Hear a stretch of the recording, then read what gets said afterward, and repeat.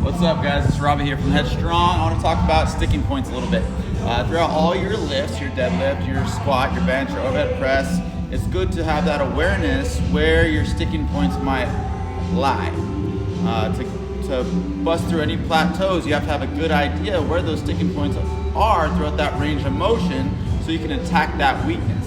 Spend a little bit more time, a little bit more extra credit on that little range of motion so that your full range of motion, the entire lift, will then be a little bit more balanced. I'm going to talk about the bench press today. Now the bench press, yes, is an upper body, it's a pushing movement, but you're never going to see a big bench presser with a little back, with small lats. So keep that in mind. I'm going to get into that in just a second.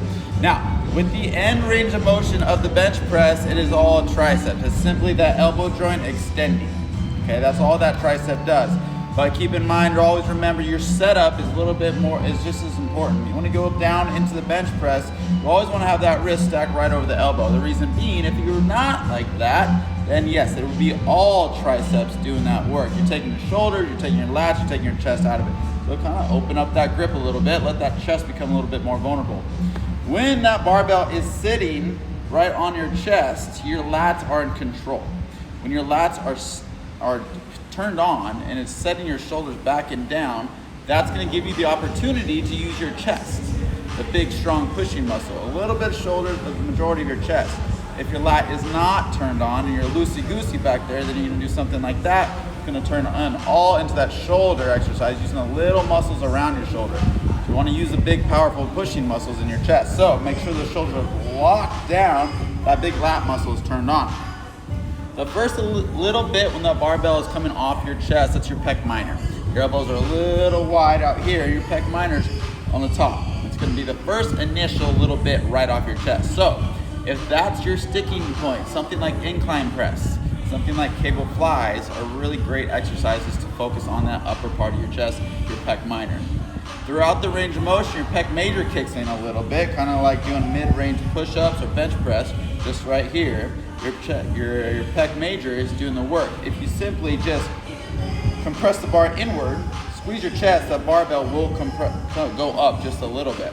That's all that pec major. So if that's your sticking point, simple things like dumbbell bench press, mid-range, simple things like taking a plate, squeezing it together and pressing it off your body, get that mid-range movement for that pump, actually that chest pump, and simple things like holding a plank. Get that chest turned on as much as you can. Now the last little bit is the tricep. Once your chest is done doing its job, the tricep is going to kick on for that elbow extension, that lockout. Okay. Now, another key point about that back, if your back's not turned on, that lockout is going to turn into much further of a distance. So keep your shoulders pinned back and down, and now your triceps just have a little bit to do. If your triceps are the weak point, that last little bit's the weak point, two things to think about. Are your lats staying turned on? If they're not, maybe you need to focus on strengthening the lats and keep those shoulders pinned back and down.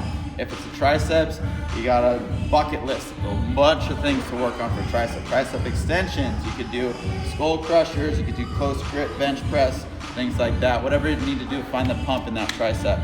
So I'm going to throw you a quick demonstration of what I'm talking about here. So I'm going to set up this barbell right over my eyes. Get my hand placement the same on both sides, obviously. When I grip this barbell, I'm going to stack my shoulders and try to pinch my shoulders into the bench here. Security my shoulders to that bench.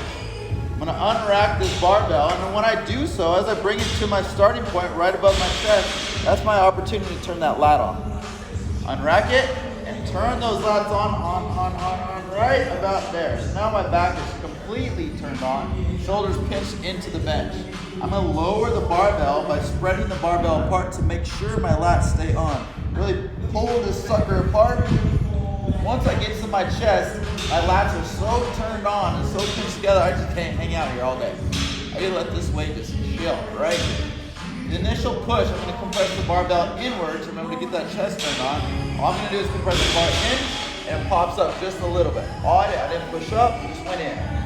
Following through with the pec major, and last little bit of the tricep. Not extending here, shoulders stay pinned back and down. As always, in bench press, you see a lot of people with a big arch and do lots of leg drive. Do whatever's best for you. Do whatever's best for your sport-specific activity.